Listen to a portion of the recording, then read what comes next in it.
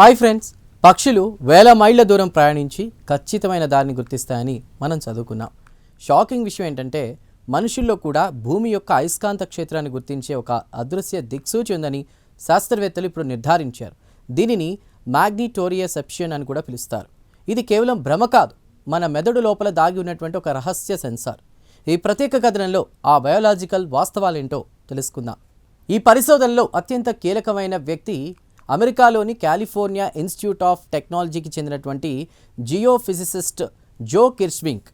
ఇక 2019లో ఆయన నేతృత్వంలోని బృందం ఒక అధునాతన ప్రయోగాన్ని నిర్వహించింది. ఇందులో మనుషులను ఒక అయస్కాంత కవచంతో కూడినటువంటి గదిలో ఉంచి భూమి యొక్క అయస్కాంత క్షేత్రాన్ని కృత్రిమంగా మార్చారు.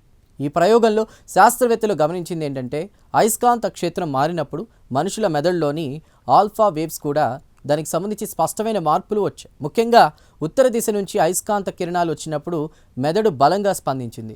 ఇది మనిషి ఉపచేతన మనస్సులో ఉన్నటువంటి ఒక దిక్సూచి అని ఈ పరిశోధన నిరూపించింది. దీని వెనుక ఉన్నటువంటి అసలు రహస్యం మన శరీరంలో ఉండేటువంటి క్రిప్టోక్రోమ్ అనేటువంటి ప్రోటీన్లు. జర్మనీలోని ఓల్టెన్బర్గ్ యూనివర్సిటీలో పరిశోధకుల ప్రకారం ఈ ప్రోటీన్లు మన కంటిలోని రెటినాలో ఉంటాయి.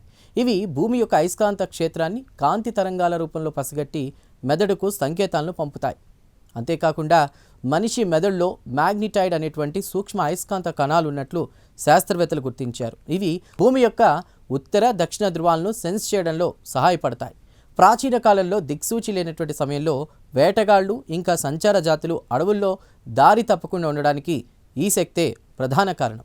ప్రస్తుతం మనం వాడుతున్నటువంటి స్మార్ట్ ఫోన్లు, జీపీఎస్ల వల్ల ఈ సహజ సిద్ధమైన శక్తిని మనం వాడడం మర్చిపోయాం. కానీ న్యూరో సైన్స్ నివేదికల ప్రకారం కొందరు వ్యక్తులకు ఇప్పటికీ ఈ అయస్కాంత శక్తిని పసిగట్టే సామర్థ్యం మిగతా వారి కంటే కూడా ఎక్కువగా ఉందని తెలుస్తోంది.